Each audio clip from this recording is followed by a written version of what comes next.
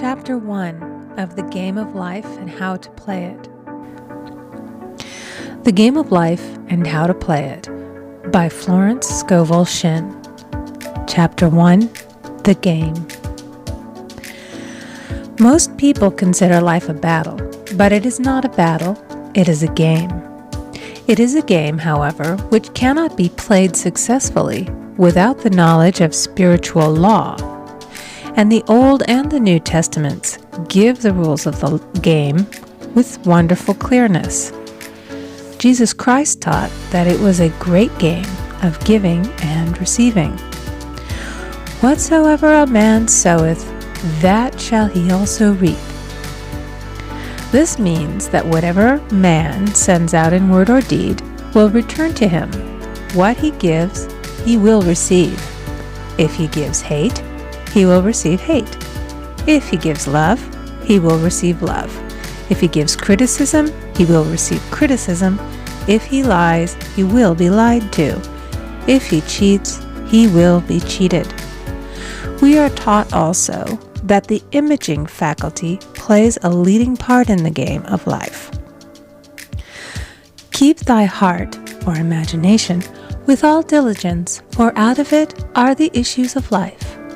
Proverbs 4:23. This means that what man images sooner or later externalizes in his affairs. I know of a man who feared a certain disease.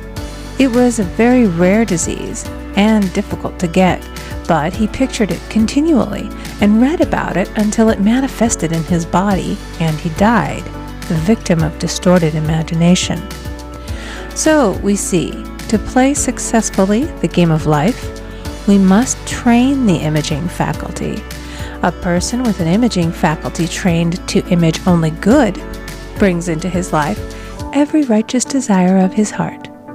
Health, wealth, love, friends, perfect self-expression, his highest ideals. The imagination has been called the scissors of the mind, and it is ever cutting day by day the pictures man sees there, and sooner or later he meets his own creations in his outer world.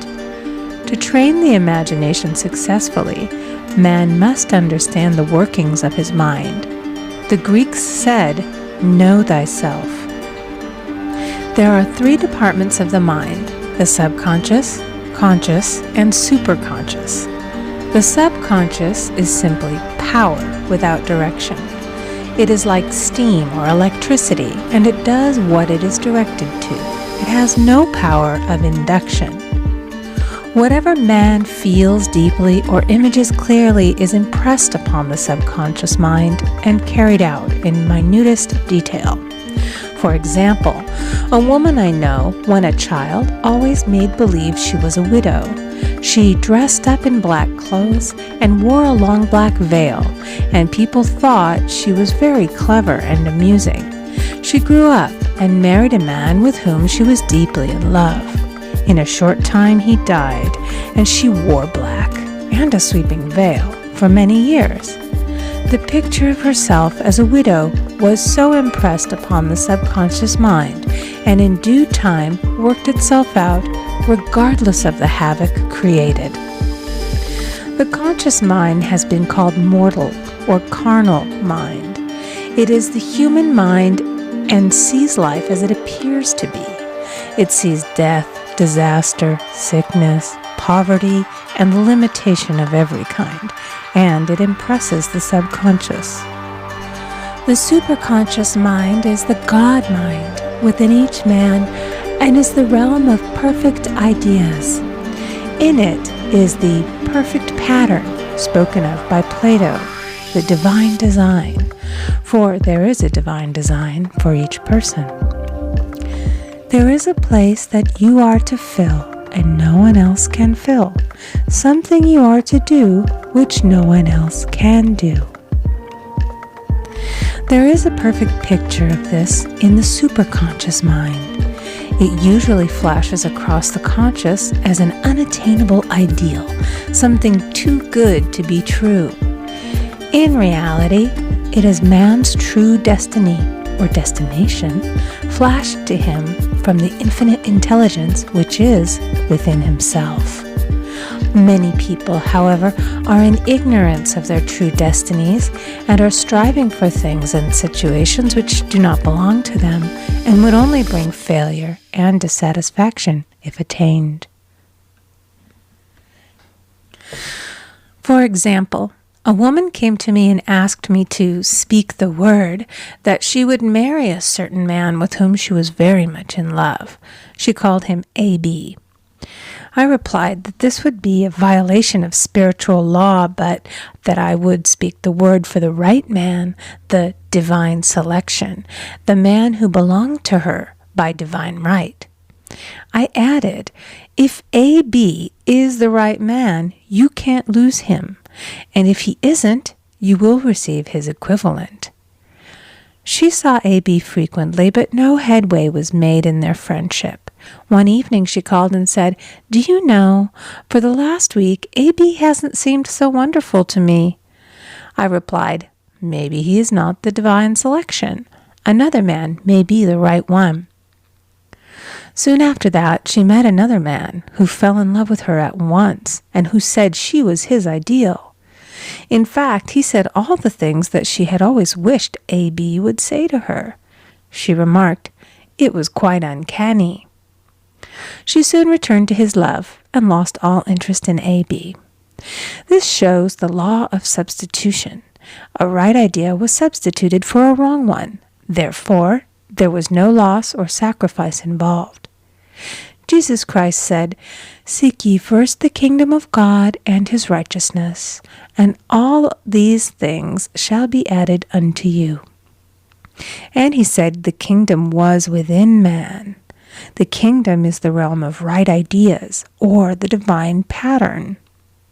Jesus Christ taught that man's words played a leading part in the game of life. By your words ye are justified, and by your words ye are condemned. Many people have brought disaster into their lives through idle words. For example, a woman once asked me why her life was now one of poverty, of limitation. Formerly she had a home, was surrounded by beautiful things, and had plenty of money. We found she had often tired of the management of her home and had said repeatedly, "I'm sick and tired of things. I wish I lived in a trunk." And she added, "Today I am living in that trunk." She had spoken herself into a trunk. The subconscious mind has no sense of humor, and people often joke themselves into unhappy experiences. For example, a woman who had a great deal of money joked continually about getting ready for the poorhouse. In a few years, she was almost destitute, having impressed the subconscious mind with a picture of lack and limitation. Fortunately, the law works both ways, and a situation of lack may be changed to one of plenty.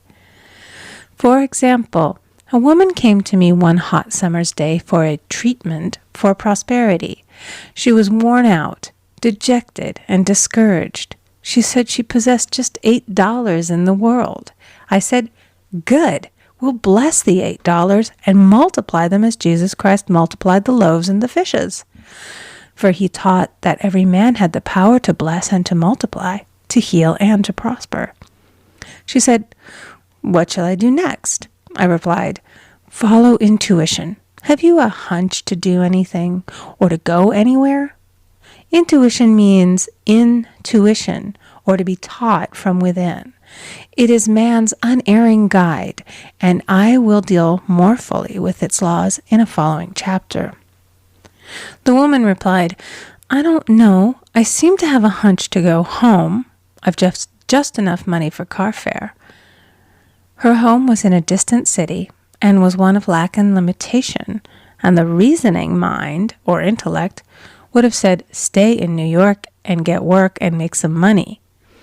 I replied, "Then go home. Never violate a hunch." I spoke the following words for her.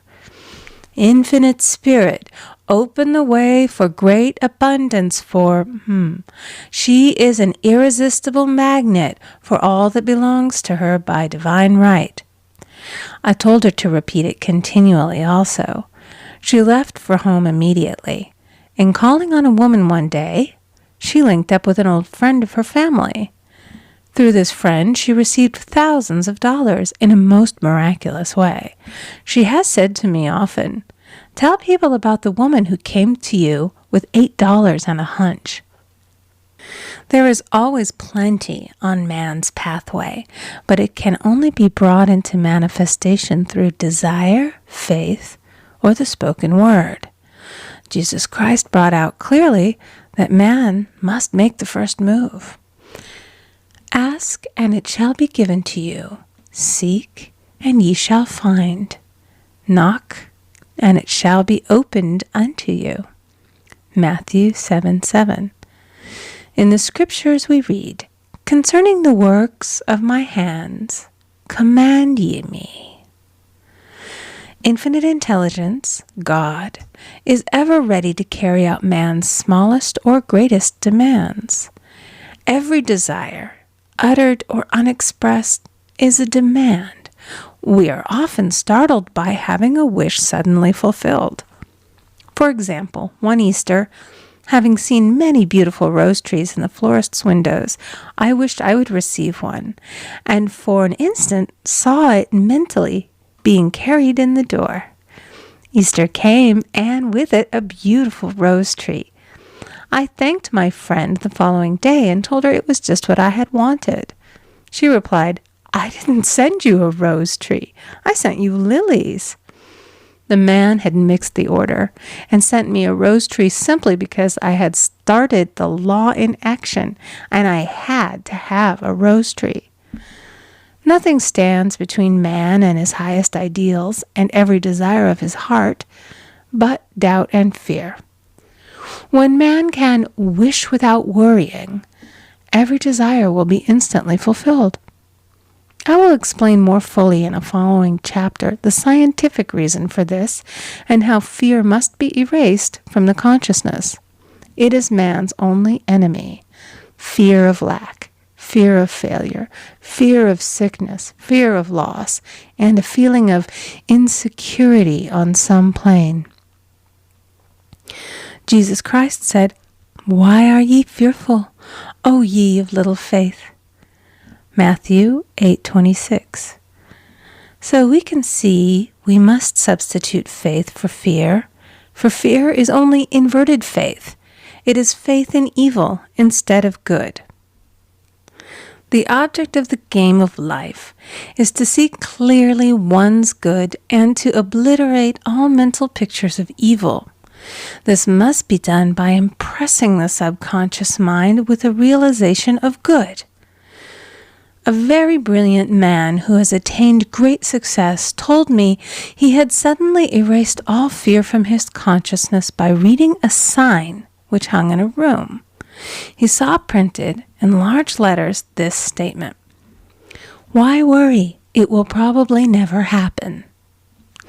These words were stamped indelibly upon his subconscious mind, and he now has a firm conviction that only good could come into his life, and therefore only good can manifest. In the following chapter, I will deal with the different methods of impressing the subconscious mind. It is man's faithful servant, but one must be careful to give it the right orders. Man has ever a silent listener at his side, his subconscious mind. Every thought, every word is impressed upon it and carried out in amazing detail. It is like a singer making a record on the sensitive disc of the phonographic plate. Every note and tone of the singer's voice is registered.